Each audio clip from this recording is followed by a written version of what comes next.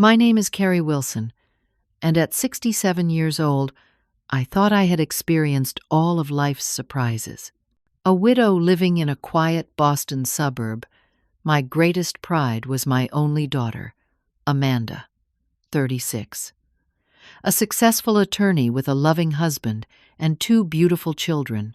But that rainy October night, when an unexpected knock came at my door, everything changed. The stranger standing there clutching a weathered box uttered words that shattered my world. "We need to talk about Amanda," he said gravely, and what she did. "Before I continue my story, let me know where you are watching from. Hit that like button and subscribe if you believe that the truth, no matter how painful, eventually sets us free." The man standing on my doorstep was soaked from the autumn rainwater dripping from his dark overcoat onto my welcome mat. Despite his professional attire, a navy suit with a light blue tie, there was something worn about him. His face, though relatively young, perhaps early 40s, carried deep lines around his eyes and mouth. He was thin, almost gaunt, with the look of someone who had missed too many meals while chasing something elusive. "Mrs. Wilson," he asked, his voice steady but tired. "My name is Daniel Morgan. I was wondering if I could have a few minutes of your time." My first instinct was protective. Living alone had made me cautious about unexpected visitors, especially after dark. The sensible part of me wanted to politely send him away, but something in his expression stopped me. There was an earnestness there, a determination that seemed almost personal. "What is this regarding?" I asked, keeping the door only partially open, ready to close it if necessary. "I am an investigative journalist," he explained, pulling out a business card from his pocket. "I have been working on a cold case for several years now, 15 years to be exact." I took the card reluctantly, noting the logo of a respected regional newspaper, Daniel Morgan, investigative reporter. It looked legitimate, but still I hesitated.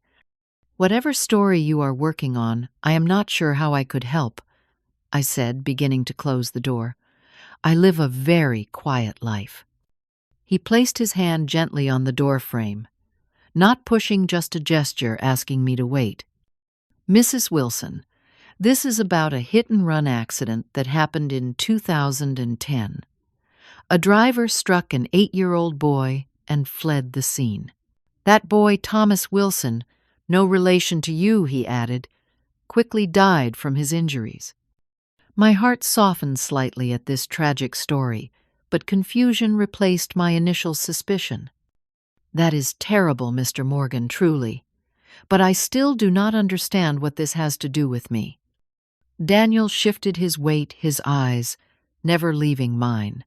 "Not directly with you, Mrs. Wilson, but I have reason to believe your daughter Amanda was involved." The shock of his words hit me like a physical blow. I nearly laughed at the absurdity of the accusation. "My daughter? That is completely ridiculous. Amanda is a lawyer, Mr. Morgan. She upholds the law. She does not break it. I think you should leave." This time I pushed the door more firmly, but Daniel spoke quickly. "She was a sophomore in college when it happened, driving a silver 2008 Honda Civic, your car, Mrs. Wilson, which you later sold in 2012. I froze. The details were correct. I had owned that car, and Amanda did drive it frequently during her college years.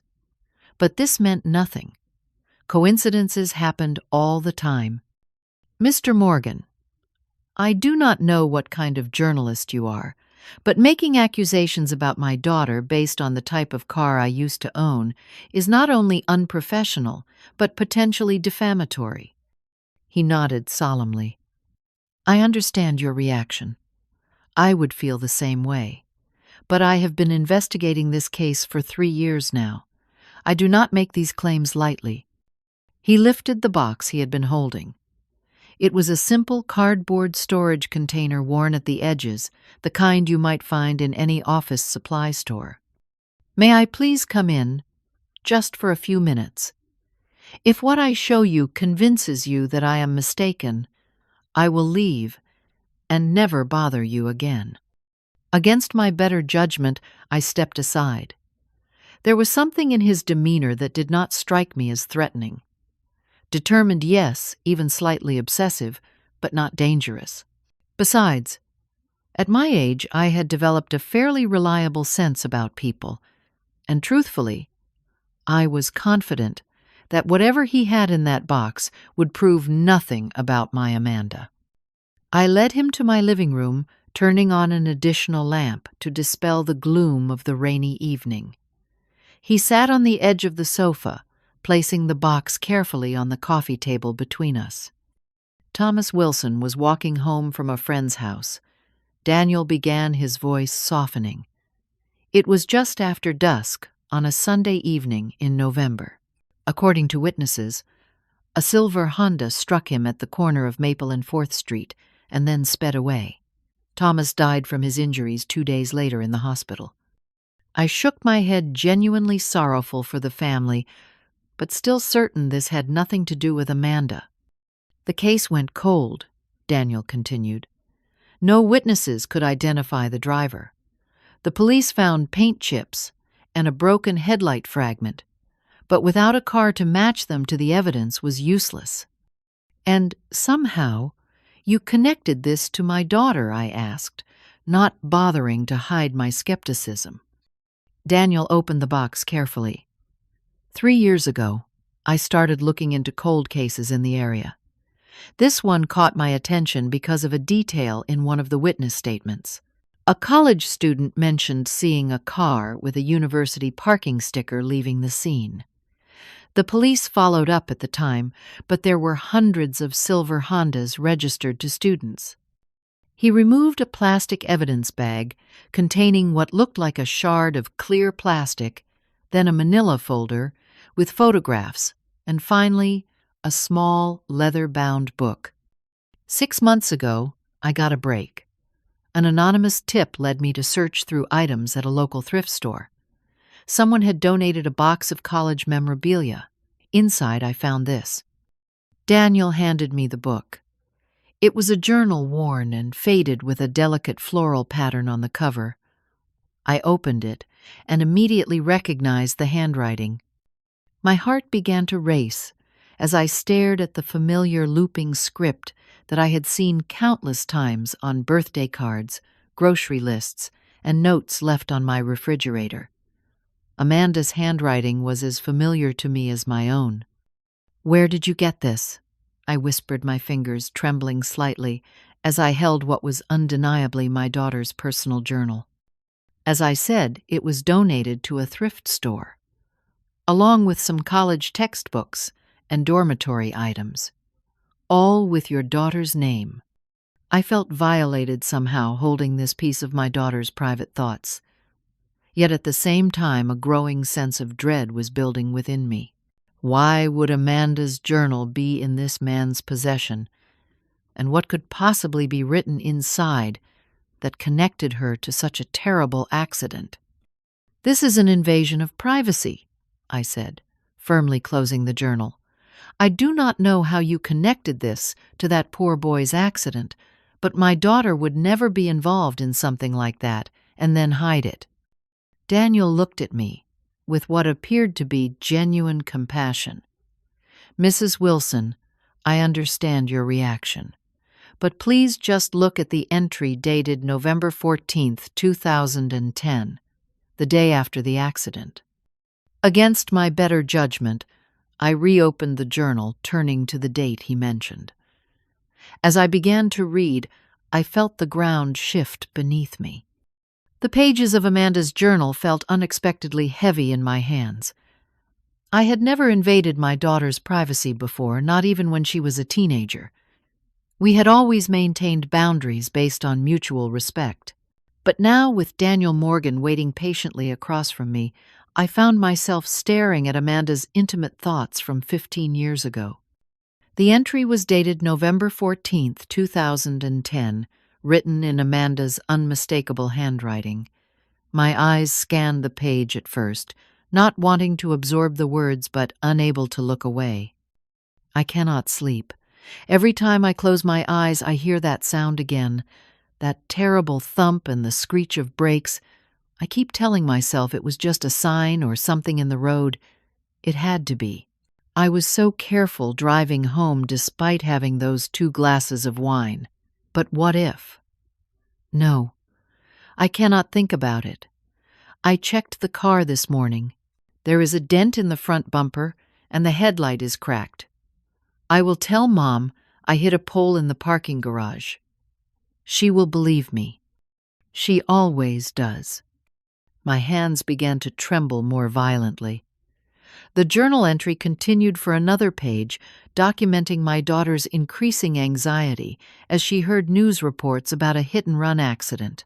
There was no direct confession, but the timing, the damage to the car, the location, everything aligned with Daniel's story. Memories came flooding back. Amanda had indeed borrowed my car that weekend, claiming she needed to go to a study group at a friend's apartment off campus. When she returned it, there was damage to the front end that she attributed to a minor parking accident. I had been frustrated but relieved she was unharmed. We filed an insurance claim, had it repaired, and I never thought about it again. Until now. This proves nothing, I said, my voice wavering despite my attempt to sound firm. She mentions an accident, yes, but not hitting anyone. Young drivers have minor accidents all the time. Daniel nodded patiently. I understand your skepticism, Mrs. Wilson, but there is more. He retrieved the plastic evidence bag containing the headlight fragment. This was collected from the scene of Thomas Wilson's accident. The police determined it came from a 2008 Honda Civic. The specific manufacturing batch matches the replacement part that was ordered for your vehicle through your insurance claim on November 16, 2010. I obtained the records through a Freedom of Information request. My mind raced to find alternative explanations, grasping at any possibility that might exonerate my daughter. That is circumstantial at best, I argued. There must be thousands of those cars. Thousands of replacement parts ordered every day. True, Daniel acknowledged. But the specific serial number on this fragment is from a limited production batch. And then there is this. He pulled out several photographs from the manila folder. They showed my old Honda in our driveway, taken from what must have been the street. The images were grainy, obviously enlarged from a distance, but clear enough to show a dent and broken headlight. These were from a neighbor's security camera. The homeowner kept archives of footage for years due to a property dispute. When I explained my investigation, they allowed me to review their historical files. The date stamp on the photos read November 14th, 2010, the day after the accident. The damage was exactly as Amanda had described in her journal. I closed my eyes, trying to remember more details from that time. Amanda had come home that Sunday looking exhausted. I had assumed it was from studying. She claimed she had been up all night working on a paper. There had been something off about her behavior, a nervousness I had attributed to college stress. Even if the car was damaged, I said, grasping for anything, it does not mean Amanda was driving it at the time of the accident.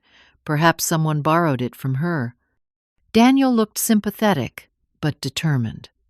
Mrs. Wilson, I know this is difficult to hear, but there is no record of Amanda reporting the car stolen or borrowed, and her journal clearly indicates she was driving. I thought back to Amanda at 20 years old.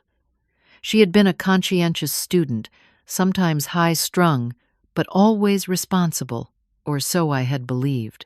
Had she been drinking that night, as her journal suggested, the thought of my daughter hitting a child and then fleeing the scene was incomprehensible. "Do you know what happened to the family?" I asked quietly, my heart aching for the parents who had lost their son. Daniel's expression softened. Thomas's parents, Jacob and Sarah Wilson, were devastated. Their marriage did not survive the grief. Jacob turned to alcohol, lost his job, and eventually took his own life 5 years after the accident. Sarah is still alive, still waiting for answers about who killed her son. The weight of this information crushed me. Not just one life had been destroyed, but an entire family torn apart, and potentially because of a decision my daughter had made in a moment of panic. "Why are you coming to me with this now?" I asked. "After all these years." "The statute of limitations for vehicular manslaughter in this state is 20 years, Daniel explained. "There is still time for justice to be served. But more than that, Sarah Wilson deserves to know what happened to her son. She deserved closure." I looked down at the journal again at my daughter's handwriting, confessing her fear and guilt. The evidence was compelling, but my maternal instinct to protect my child remained powerful. "I think you should go now, Mr. Morgan," I said, my voice steadier than I felt. "I need time to process this." He nodded understanding in his eyes. "Of course. I will leave the journal with you. My card has my contact information. Whatever you decide to do with this information is up to you, Mrs. Wilson. But please remember there is a mother out there who has been waiting 15 years to know why her son never came home that night." Daniel gathered the photographs and the headlight fragment, placing them back in the box, but left the journal on my coffee table. As I showed him to the door, the rain had stopped, but the night seemed darker than before. After he left, I sat alone in my living room, the journal open on my lap, reading entry after entry, as Amanda documented her spiraling anxiety and guilt in the weeks following the accident. There was no direct confession, but the implication was unmistakable. My daughter, my perfect, successful daughter, may have been responsible for a child's death, a man's suicide, and a mother's 15 years of unanswered questions. I picked up my phone and stared at it for a long time before dialing Amanda's number. It was late, but I knew I would not sleep tonight, not with this knowledge weighing on my conscience. Mom Amanda's voice was groggy with sleep when she answered. "Is everything okay? It is almost midnight." "We need to talk," I said, my voice surprisingly calm. "Can you come over first thing in the morning? It is important." There was a pause then, concern in her voice. "Of course. Are you sick? Do you need me to come now?" "No," I replied. "Tomorrow is soon enough. This has waited 15 years already. It can wait a few more hours." As I hung up, I wondered if Amanda would sense what was coming. If somewhere deep inside, she had been waiting all these years for the truth to emerge from the shadows. Morning arrived with painful brightness, sunlight streaming through my windows as if mocking the darkness that had settled in my heart. I had not slept, instead spending the night reading and rereading Amanda's journal entries from that period 15 years ago. Each word seemed to confirm my worst fears, yet my mind still searched desperately for alternative explanations for anything that might prove Daniel Morgan wrong. I had made coffee but could not drink it. My stomach was in knots as I waited for Amanda to arrive. At precisely 8:30, I heard her car pull into my driveway. Always punctual, always reliable. The daughter I had raised to be responsible and ethical, or so I had believed. Amanda let herself in with her key, calling out as she entered, "Mom, I am here." She appeared in my living room doorway, impeccably dressed in a tailored gray suit, ready for work after our meeting. At 36, my daughter had grown into a confident, successful woman. Partner track at her law firm, mother to 2 beautiful children, wife to Paul, a pediatric surgeon. Her life was picture perfect, everything I had ever wanted for her. "Mom, what is going on?" she asked, concern evident in her expression as she took in my appearance. I knew I looked terrible, my eyes red-rimmed from a sleepless night, still wearing the same clothes from yesterday. "Sit down, Amanda," I said, gesturing to the chair across from me. "We need to talk about something important." She sat, placing her purse beside her, her forehead creasing with worry. "Are you sick? Is that what this is about?" I shook my head. "No, this is not about me." I reached beside me and lifted the journal, holding it where she could see it. "Do you recognize this?" The color drained from Amanda's face so quickly, I thought she might faint. Her eyes widened, fixed on the familiar floral cover of her college journal. "Where did you get that?" she whispered, her voice barely audible. "A man named Daniel Morgan brought it to me last night. He said he found it in a thrift store, along with some other items you had apparently donated." Amanda's hands began to tremble slightly. "That is private. Those are my personal thoughts. No one has the right to read that." "Normally, I would agree," I said, keeping my voice steady. "I have never invaded your privacy before, Amanda. Not once in your entire life. But Mr. Morgan is an investigative journalist, and he came to me because of what is written in this journal, specifically the entries from November 2010. Amanda stood up abruptly. "I do not know what you are talking about. That was 15 years ago. Whatever is written there, it is the dramatic scribblings of a 20-year-old college student." "Is it?" I asked quietly, "because Mr. Morgan seems to think it documents your involvement in a hit-and-run accident that killed an 8-year-old boy named Thomas Wilson." Amanda froze her back to me. I could see the tension in her shoulders, the slight tremor that ran through her body. "That is ridiculous," she said, but her voice lacked conviction. "I would never be involved in something like that." I opened the journal to the marked page and began to read aloud. "November 14th, 2010. I cannot sleep. Every time I close my eyes, I hear that sound again, that terrible thump and the screech of brakes." "Stop," Amanda said sharply, turning to face me. "Where did he get that? How did he connect it to that accident?" "So you know which accident I am referring to?" I asked, watching her face carefully. She hesitated, realizing her mistake. "It was in the campus newspaper. Everyone knew about it." "Amanda," I said gently, "Mr. Morgan has more than just the journal. He has photographs of my Honda with damage to the front end, taken the day after the accident. He has a fragment of a headlight from the scene that matches the replacement part ordered through our insurance. He knows you borrowed my car that weekend."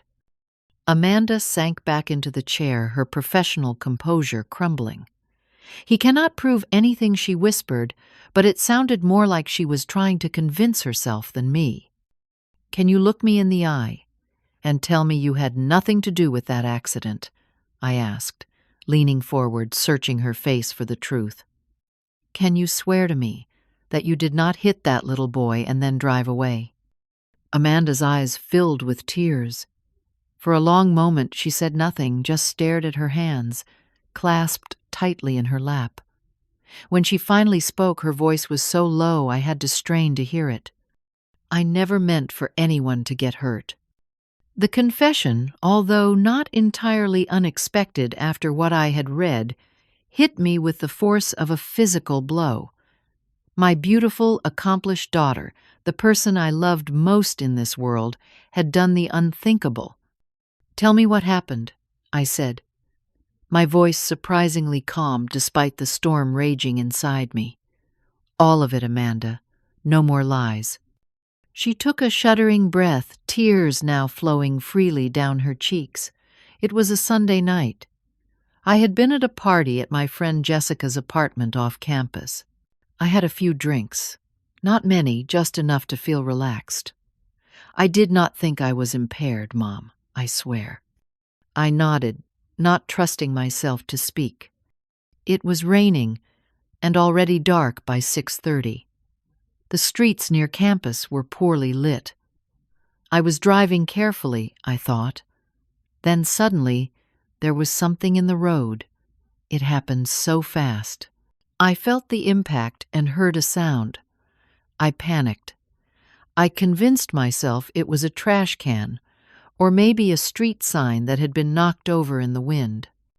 Amanda wiped at her, tears her makeup smearing. I kept driving. I was scared. When I got back to the dorm, I checked the car and saw the damage. I told myself, if it had been something serious, there would have been more damage. I convinced myself it was nothing. But you knew, I said softly. The next day, when you heard about the accident, you knew it was you. She nodded miserably. There was a campus-wide email about a local tragedy. A hit and run just 3 blocks from where I had been. The timing matched exactly. I felt sick. I could not eat or sleep. But I was terrified, Mom. I was 20 years old. I had been drinking. I had left the scene. I knew my life would be over if I came forward. So you decided to just let that little boy's family suffer without answers. To let them believe nobody cared enough to take responsibility for killing their son. The words came out harsher than I intended, but I could not contain the disappointment and anger that was building inside me. I told myself there was no way to prove it was me, Amanda said, her voice breaking. That coming forward would only destroy my life without changing what happened to him. I convinced myself it was too late to do the right thing, so I just tried to move on, to be a better person in other ways, to make up for it somehow. By becoming a lawyer, I could not keep the bitter edge from my voice. Amanda flinched. I know how it sounds. But yes, partly. I thought I could help people make a positive difference. Balance the scales somehow. While this boy's mother has spent 15 years wondering who killed her child and never faced justice, while his father drank himself to death from grief, my voice rose despite my efforts to stay calm. Amanda's head snapped up. His father is dead. Mr. Morgan told me Jacob Wilson committed suicide 5 years after the accident. The grief destroyed their marriage, and eventually it destroyed him too. Fresh horror dawned on Amanda's face. I did not know that. I stopped following the story after a few months. It was too painful. Too painful for you? I asked incredulously. What about their pain, Amanda? What about their loss? What do you want me to say? She cried, her composure completely shattered now. That I am a terrible person, that I made the worst mistake of my life, and have regretted it every day since I know that, Mom, I have lived with this guilt for 15 years. And yet, you built a perfect life on top of it, I said quietly. You became a successful attorney, married a wonderful man, had 2 beautiful children. You got everything you wanted while that family lost everything. Please, Amanda begged, reaching for my hands, you cannot tell anyone about this. Do you understand what will happen? I could lose my law license, go to prison. What about Paul? What about the kids? They will lose their mother? Have their lives destroyed? Is that what you want? I pulled my hands away, feeling a profound sadness unlike anything I had ever experienced. This was my daughter, my only child, the person I had devoted my life to raising, and yet in this moment she felt like a stranger. What I want, I said slowly, is to understand how the daughter I raised could do something so fundamentally wrong and then spend 15 years hiding it instead of taking responsibility. Amanda buried her face in her hands, her shoulders shaking with sobs. I was scared, Mom. I made one terrible decision, and then another, and then it seemed impossible to go back and fix it. Please, you cannot let this journalist publish this story. You have to help me." As I looked at my daughter broken and pleading before me, I felt torn in two. Every maternal instinct urged me to protect her, to shield her from the consequences of her actions. But deeper still was a sense of profound moral clarity. What Amanda had done was wrong, not just the accident itself, but the years of concealment that followed. "I need time to think," I told her finally. "This is not a simple situation, Amanda."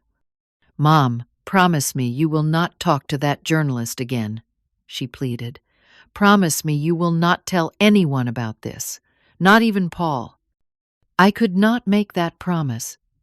Not when I could see the face of a little boy I had never met, a child who would never grow up because of my daughter's actions and subsequent cowardice. "Go to work, Amanda," I said tiredly. "We will talk more later. I need space to process all this." She left reluctantly, casting anxious glances back at me, clearly terrified of what I might do with this terrible knowledge. As the door closed behind her, I picked up Amanda's journal again, running my fingers over her youthful handwriting. The weight of her secret now pressed on my shoulders, too, forcing me to confront an impossible question. What was the right thing to do when doing right by one person meant destroying another? After Amanda left, the house felt unnaturally quiet. The journal sat on my coffee table, a physical manifestation of the terrible truth that had invaded my life. I moved through the morning in a daze, making tea I did not drink, straightening rooms that did not need cleaning anything to keep my hands busy while my mind churned with impossible choices. By afternoon, I found myself sitting in my home office, staring at the collection of family photographs that lined the bookshelves. There was Amanda, as a toddler, her smile revealing newly erupted baby teeth. Amanda at her high school graduation, proudly holding her diploma. Amanda on her wedding day, radiant beside Paul. Amanda in the hospital, cradling her firstborn son with a look of wonder on her face. A lifetime of memories. A lifetime of love. My husband John had died when Amanda was only 12. Cancer took him quickly, leaving me a widow at 42 with a heartbroken daughter to raise alone. Those years had been difficult, but Amanda and I had formed an unbreakable bond, working through our grief together, supporting each other through every challenge. I had worked 2 jobs to ensure she could go to college without crippling debt. I had never remarried, focusing all my energy on being both mother and father to her. Every decision I had made, every sacrifice, had been for Amanda's future, for her happiness. But had I failed her in some fundamental way? Had I somehow not instilled in her the moral courage to take responsibility for her actions, no matter how difficult? Or was this simply a terrible mistake made by a frightened young woman, a Papaluf on sand? Single bad decision that snowballed beyond her control. I remembered how Amanda had changed during her sophomore year of college. She had come home for Thanksgiving that year, quiet and withdrawn. I had attributed it to academic stress, never imagining she was carrying such a terrible secret. Had there been signs I missed, opportunities to intervene that I had overlooked? The questions tormented me as the afternoon wore on. Around 4 o'clock, unable to bear my own company any longer, I went to my computer and searched for information about the Wilson family. It took only a few minutes to find news articles about the accident, archived stories about the community's response, and the ongoing efforts to find the driver responsible. There were photos of Thomas Wilson, a gap-toothed 8-year-old with a mop of brown hair and bright eyes. In one picture, he wore a baseball uniform, proudly displaying a trophy. In another, he sat between his parents at what appeared to be a school event, all 3 smiling into the camera. a normal, happy family, unaware that their world was about to shatter. More recent articles showed Sarah Wilson now, in her 50s, organizing annual remembrance walks in her son's honor. According to one piece from just last year, she had established a scholarship fund in Thomas's name for children interested in baseball, which had been her son's passion. Despite her tragedy, she had channeled her grief into something positive, something that honored her son's memory. Unlike her ex-husband, who had surrendered to his pain. Unlike my daughter, who had run from her responsibility. As evening approached, my phone rang. It was Amanda again. "Mom, have you been thinking about what we discussed?" Her voice sounded carefully controlled, professional. The voice she probably used with difficult clients. "Yes," I replied simply. "I have been thinking about nothing else." And the anxiety in that single word was palpable. "And I do not know what to do, Amanda. I truly do not." There was a moment of silence. Then, "What is there to decide?" "Mom, you are my mother. You protect me. That is what mothers do." Something in her entitled tone struck me wrong, as if my loyalty to her should automatically override any other considerations, including justice for a dead child. "Is that what you would do if one of your children did something like this?" I asked quietly. "Just help them cover it up. Consequences to others. Be damned." "That is different," she protested. "How? How is it different?" "Because." She struggled for words. "Because it happened so long ago. Because I was young and scared. Because coming forward now would not bring that boy back, but it would destroy my family." "Sarah Wilson does not have a family anymore," I said. "Her son is dead. Her husband killed himself. She is alone, Amanda, and she still does not know who was responsible." "You want to tell her it was me." Amanda's voice rose in panic. "You cannot be serious. Think about what that would do to me, to Paul, to the kids." "I am thinking about it," I assured her. "Believe me, I am thinking about nothing else. But I am also thinking about what the right thing to do is, and I am not sure those are the same." "I cannot believe we are even having this conversation," Amanda said, anger now mixing with her fear. "I made a mistake when I was 20 years old. A terrible, horrible mistake that I would take back in a heartbeat if I could. But I cannot. All I can do is move forward and try to be a good person now." "A good person would take responsibility for their actions," I said softly.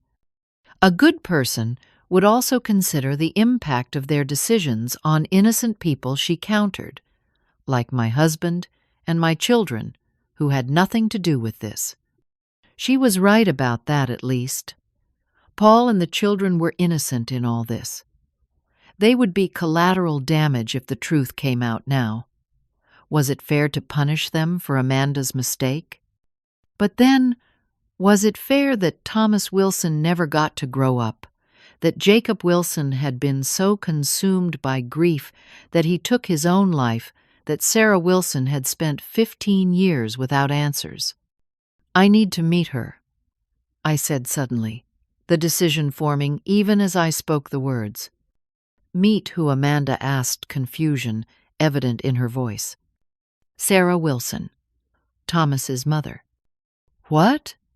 "No, Mom. You cannot be serious." The panic in Amanda's voice was unmistakable now. "You cannot tell her about me." "I did not say I was going to tell her anything," I replied calmly. "But I need to see her to talk to her, to understand what these 15 years have been like for her." "This is insane," Amanda protested. "What could you possibly gain from meeting her?" "Clarity," I said simply. "I need to understand all sides of this situation before I decide what to do. There is nothing to decide.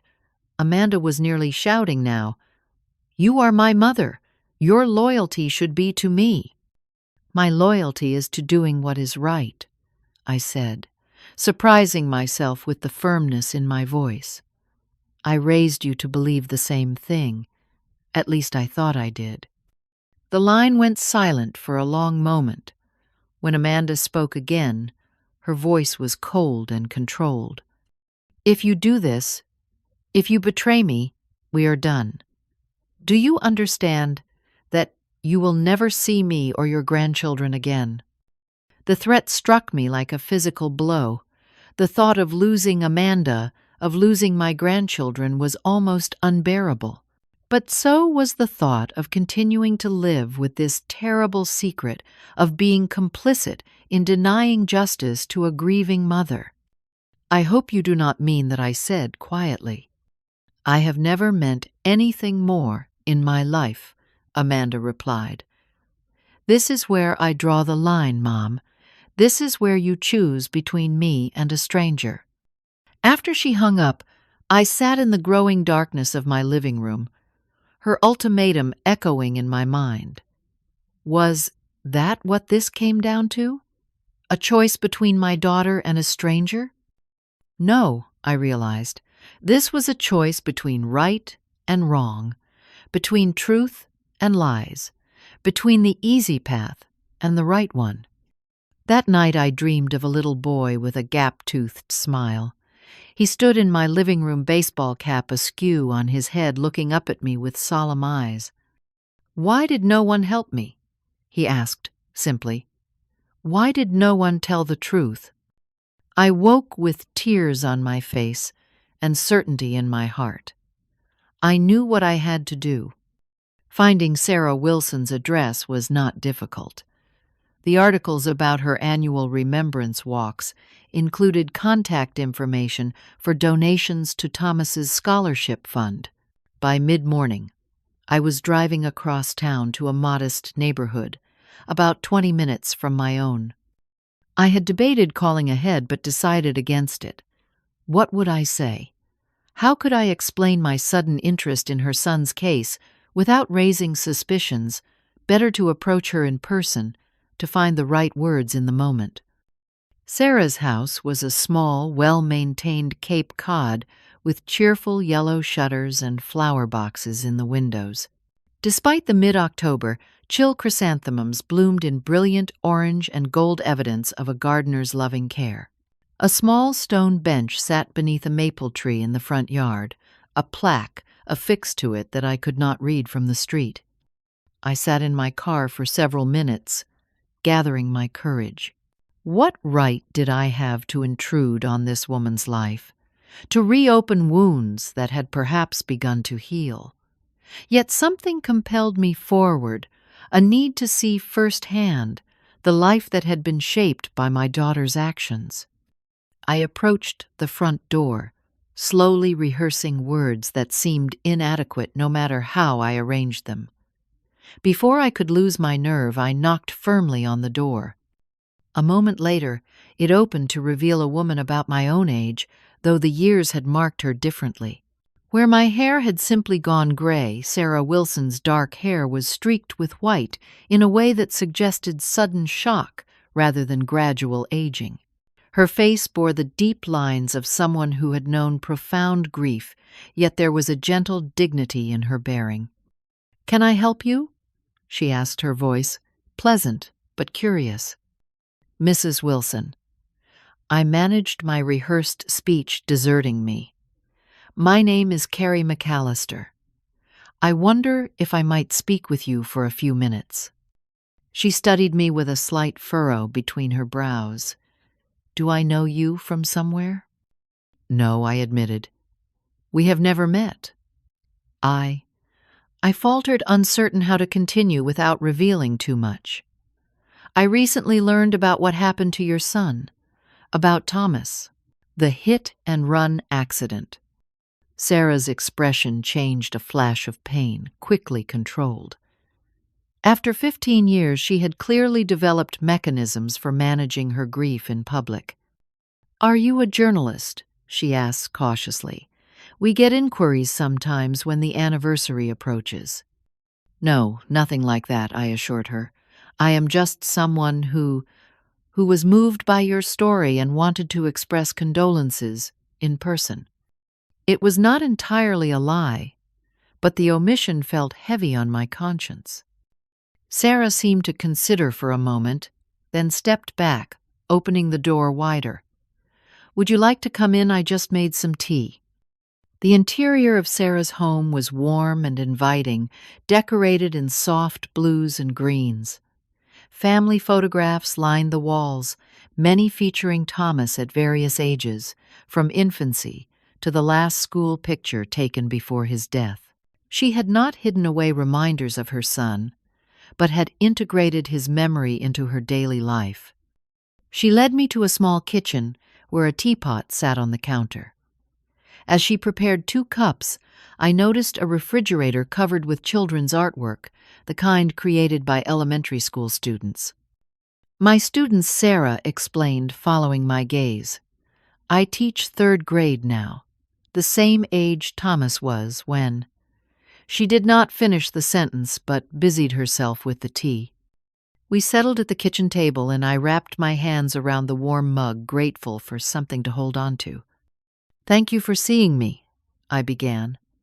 I know this must seem strange, having a stranger appear on your doorstep. Sarah offered a small smile. After what happened to Thomas, I have learned to appreciate unexpected connections. Sometimes they turn out to be meaningful. I took a sip of tea buying time. How have you managed all these years, if you do not mind my asking? Sarah's eyes grew distant. One day at a time. That is the only way. At first, I did not think I would survive the pain. It felt physical, like my heart had been torn from my body. She touched her chest briefly. Jacob and we grieved differently. He needed someone to blame somewhere, to direct his anger. When the police could not find the driver, he turned that anger inward, and toward me, eventually. I read that he passed away, I said gently. I am so sorry. Sarah nodded. 5 years after Thomas died, he started drinking heavily about 6 months after the accident. Lost his job as an engineer. We divorced after 2 years, but I kept checking on him, trying to help. He refused therapy, refused to move forward in any way.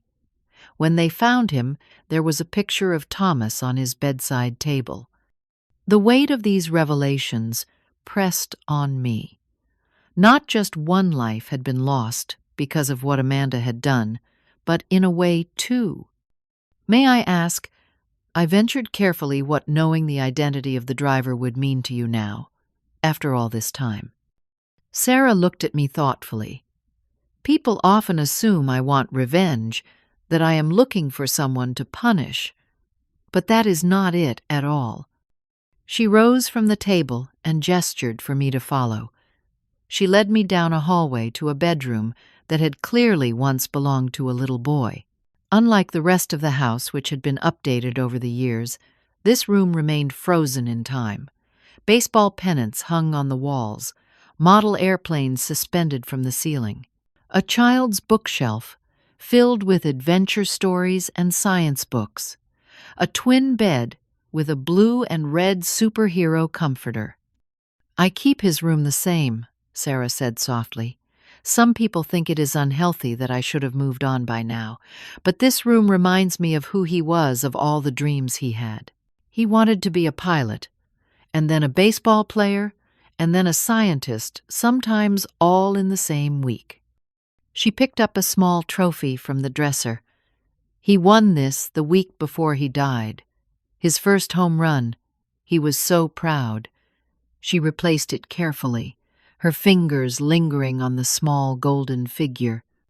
To answer your question, she continued, finding the driver would not bring Thomas back. It would not undo the damage to our family, but it would answer the question that has haunted me for 15 years. Not just who, but why. Why did they leave him there? Did they know what they had done? Have they thought of him over the years as I have thought of them? Have they built a life with this terrible secret, or has it followed them as it has? Followed me. Her words struck directly at my heart.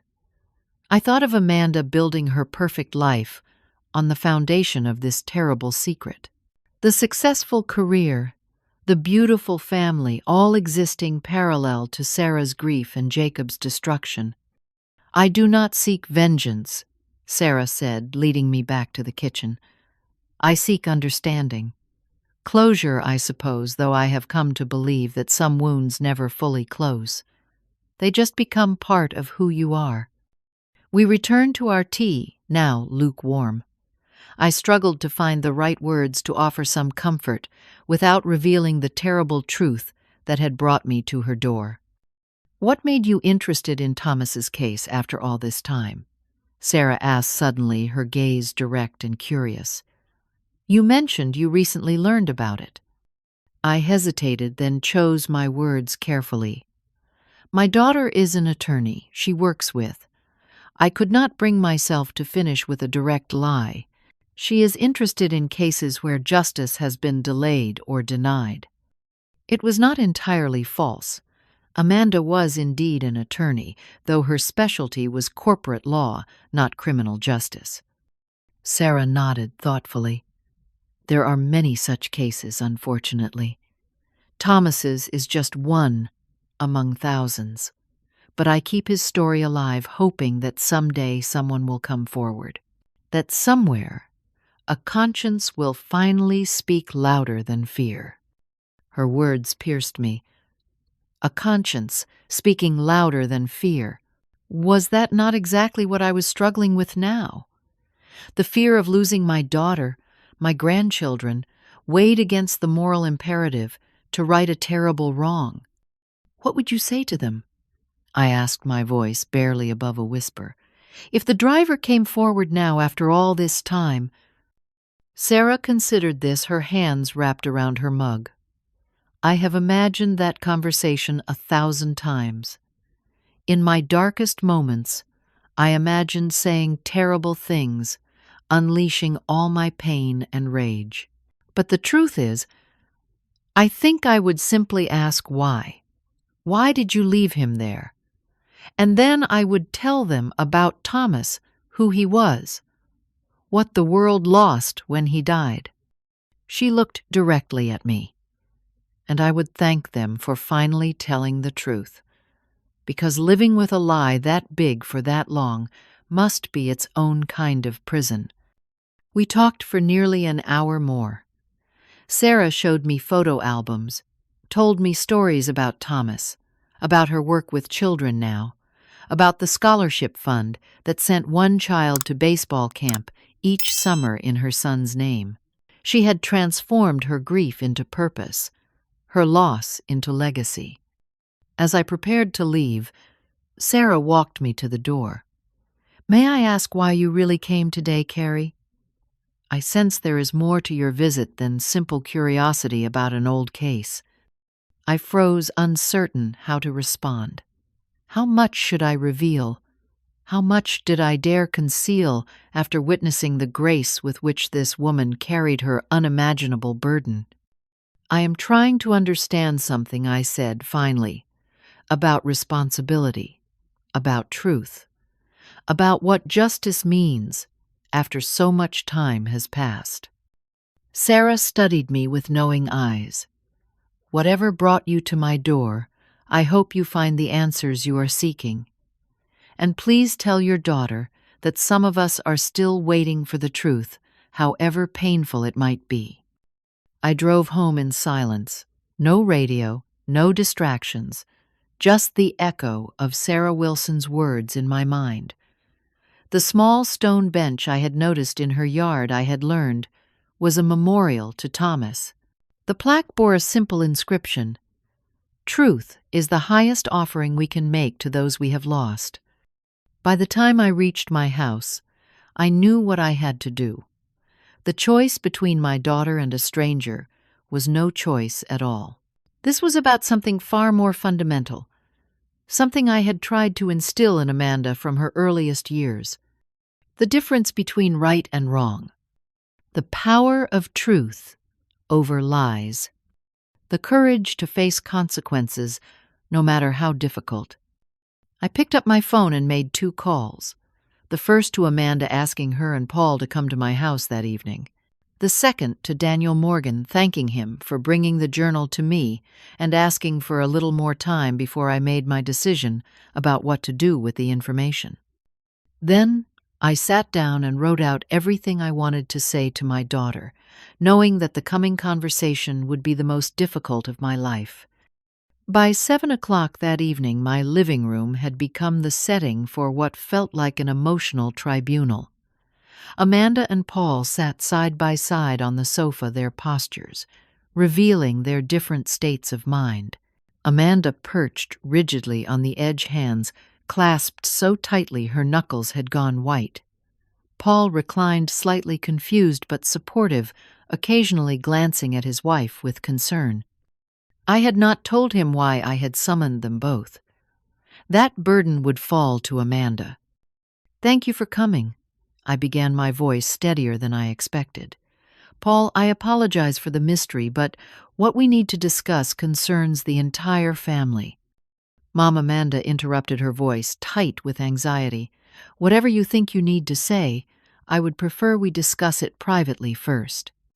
Paul frowned slightly. "What is going on? Is everything okay?" I looked directly at my daughter. "Amanda, I met with Sarah Wilson today." The color drained from her face. "You did what she whispered."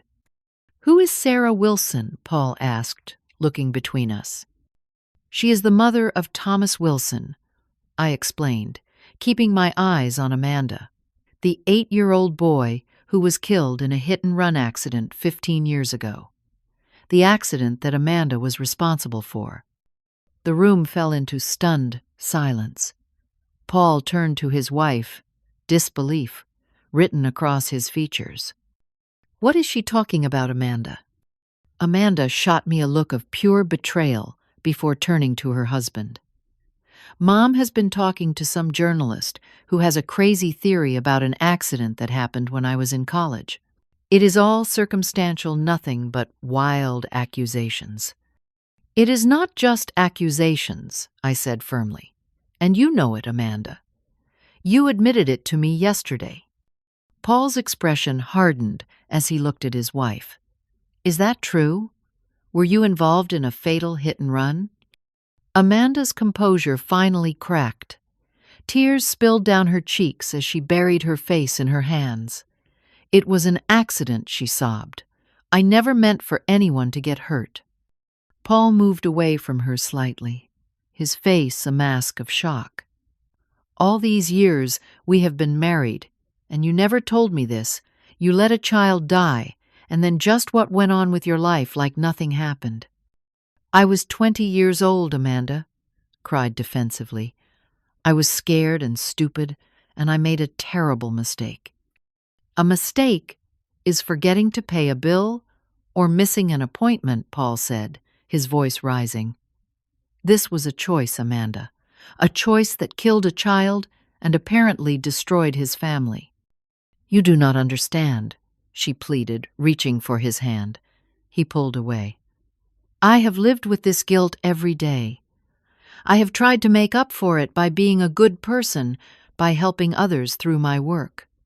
Paul stood up and paced across the living room, running his hands through his hair in agitation. As a pediatric surgeon, he had dedicated his life to saving children.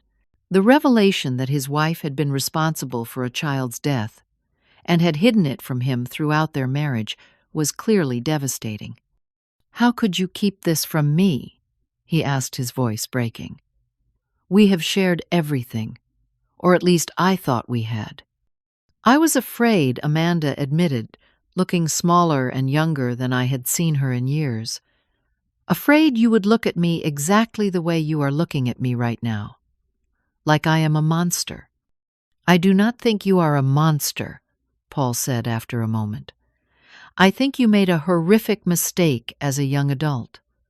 But what I cannot understand is how you could live with this secret all these years." How you could build a life, a family, a career, on top of this buried truth. He turned to me. And now a journalist has discovered this.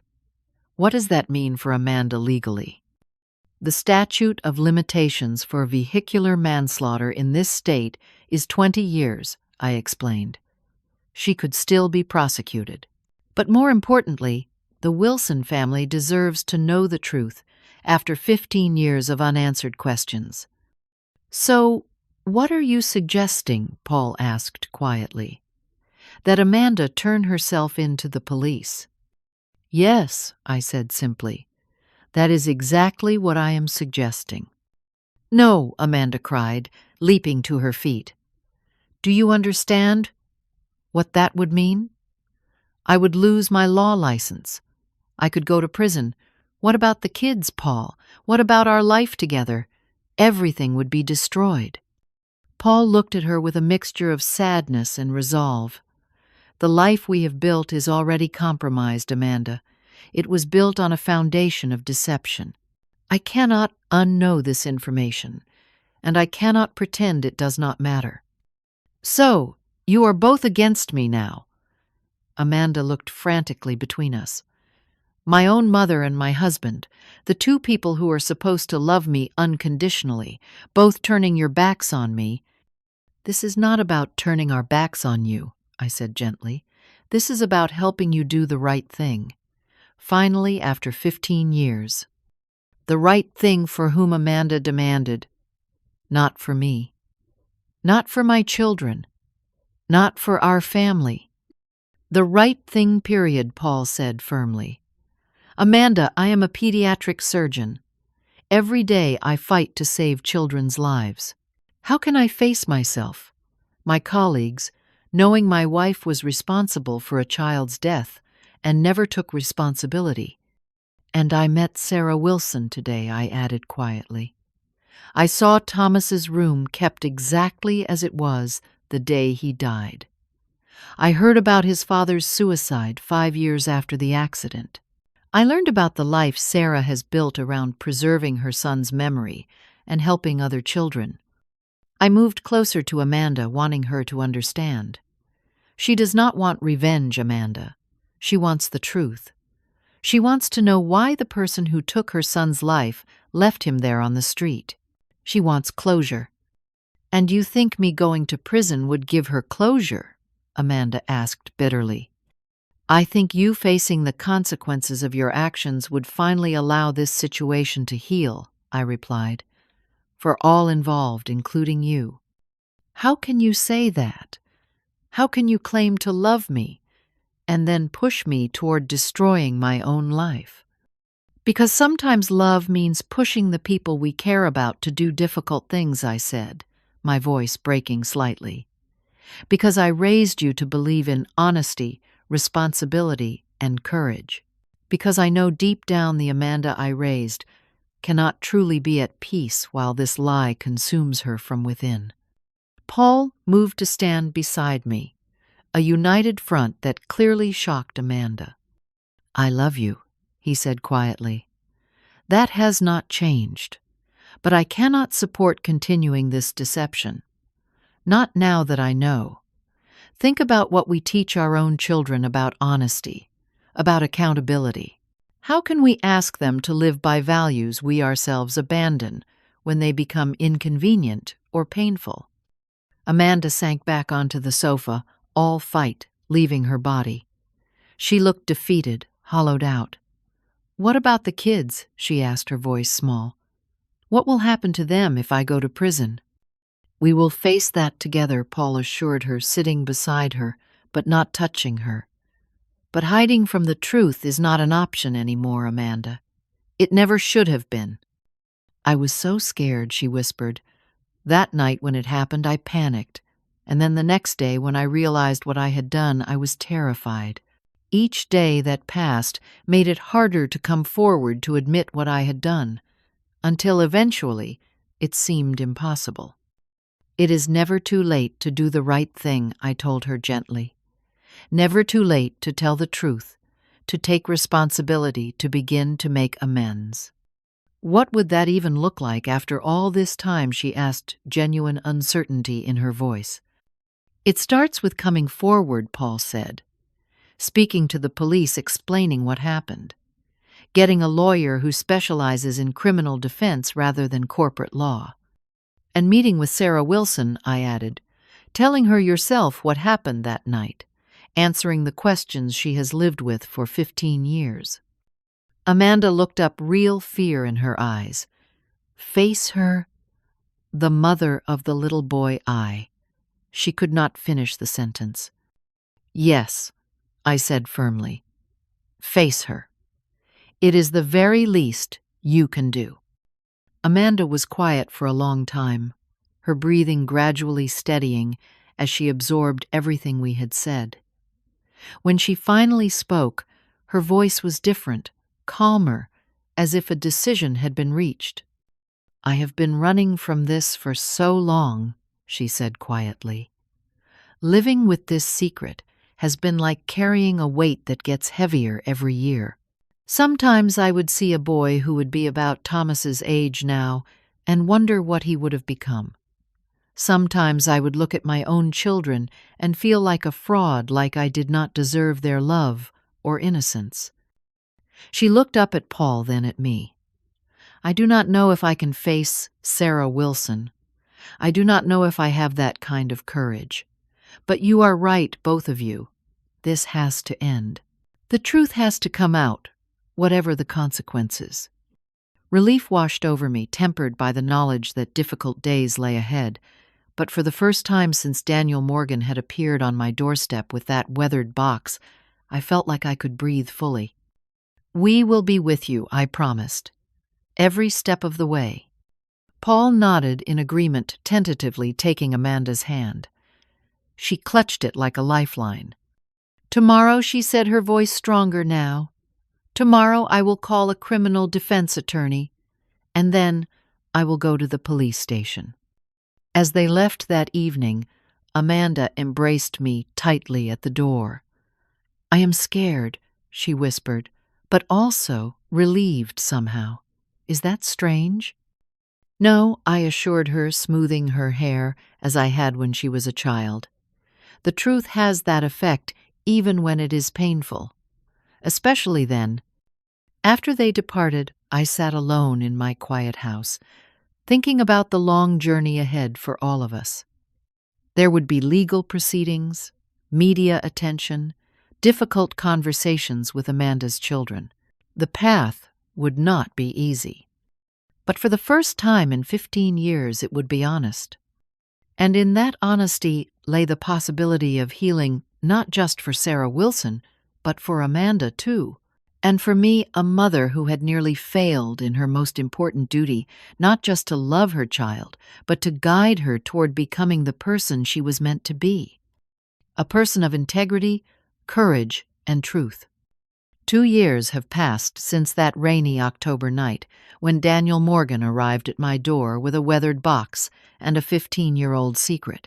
2 years of legal proceedings, public scrutiny, and private healing. 2 years that have transformed my family in ways I never could have imagined. Amanda did as she promised. The day after our confrontation, she retained a criminal defense attorney and then voluntarily went to the police station to confess her involvement in Thomas Wilson's death. The detective assigned to the case was initially skeptical, wondering why someone would come forward after so many years.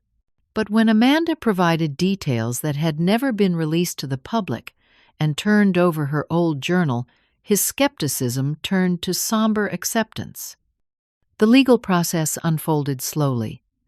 Because of the time that had passed, and Amanda's voluntary confession, the district attorney agreed to reduce charges. After months of hearings and negotiations, Amanda received what many considered a lenient sentence: 2 years of probation, 500 hours of community service, and permanent revocation of her law license. Some in the community felt the punishment was insufficient for taking a life and concealing it for 15 years. Others argued that the loss of her career, public humiliation, and the burden of living with her actions were punishment enough. Sarah Wilson, in a move that stunned, many asked the judge for leniency, stating that she did not want another family torn apart as hers had been. The relationship between Amanda and me remained strained for months. Despite supporting her through the legal process, attending every hearing, there was a breach of trust that could not be quickly mended. She harbored resentment that I had forced this reckoning upon her, even as she acknowledged it was necessary. Gradually, though, as the worst of the legal storm passed, we began to rebuild. Our weekly family dinners resumed, initially tense and awkward, but slowly warming as we all adjusted to our new reality. Paul stayed with Amanda, though their marriage required intensive counseling to survive the revelation of such a significant deception. He explained to their children in age-appropriate terms that their mother had made a terrible mistake long ago and was now taking responsibility for it. Children, I have found, often understand the concepts of truth and accountability more clearly than adults. The most transformative moment in this long journey of atonement came 6 months after Amanda's confession, when she finally agreed to meet with Sarah Wilson. I accompanied her to that meeting held in the neutral space of a church counseling room, witnessing perhaps the most difficult conversation any of us had ever experienced. Sarah was remarkably composed as Amanda, trembling and tearful, explained what had happened that rainy November night 15 years earlier, how she had been distracted driving too fast on poorly lit streets, how the impact had terrified her, and in her panic and immaturity she had fled the scene, how she had read about Thomas's death the next day and been paralyzed by fear and shame. I convinced myself there was nothing to be gained by coming forward. Amanda admitted, her voice barely above a whisper, that it would only cause more pain without changing what happened. I told myself I would live a good life to make up for it somehow, but there was no making up for it. Not really. Sarah listened without interruption, her hands folded tightly in her lap. When Amanda finished speaking, the silence stretched between them heavy with 15 years of unspoken grief. "I have imagined this conversation so many times," Sarah finally said. "In my head, I screamed at you. I demanded to know how you could leave my son to die alone on the street. I wanted you to feel every ounce of pain I have carried." Amanda nodded, tears streaming down her face, accepting whatever condemnation might come. "But now that you are here," Sarah continued, "now that I can see you as a person, a mother yourself, I find those practiced words inadequate. What happened destroyed so much, my son's life, my marriage, my husband ultimately, but hatred will not bring any of that back." She reached across the space between them, and in an act of grace I will never forget, took Amanda's hand. "I cannot say I forgive you, not yet, but I am grateful to finally know the truth, to have answers to the questions that have haunted me, and I am grateful you found the courage to come forward, even after all this time." That meeting marked the beginning of an unexpected relationship between Amanda and Sarah. Not friendship exactly, but a connection forged in the crucible of shared tragedy. Together they established a foundation in Thomas's name, focusing on traffic safety education for young drivers. Amanda, no longer able to practice law, channeled her education and experience into becoming an advocate for restorative justice, sharing her story as a cautionary tale about the consequences of split-second decisions and the corrosive power of secrets. My own journey through these past 2 years has been one of profound reflection. I have questioned everything from my parenting choices to my moral compass. I have weathered the disapproval of friends who believed I should have protected my daughter at all costs, and the support of others who understood why truth had to prevail. The pain has been immeasurable at times. Watching Amanda lose the career she had worked so hard to build, seeing my grandchildren confused by the sudden changes in their lives, enduring the whispers and pointed fingers in our small community. Yet beneath the pain, I have found a kind of peace I did not expect, the relief of no longer carrying such a terrible secret, the quiet pride in knowing that when faced with an impossible choice, I helped my daughter find her way back to the person I had raised her to be. Amanda and I talk more openly now than we have in years. Last week, over coffee in my kitchen, she confessed something that confirmed I had made the right choice. "You know, Mom," she said, stirring her coffee thoughtfully, "for years I would have these dreams about Thomas. Not about the accident itself, but about him following me through my life, watching silently. As I built my career, married Paul had the kids, just standing there waiting for me to acknowledge him." She looked up, her eyes clear and direct. "I have not had that dream since I confessed. Not once in 2 years." "What do you think that means?" I asked. "I think it means that hiding from the truth is far more punishing than facing it," she replied. "I lost my law license, my professional identity. I had to tell my children something that changed how they see me.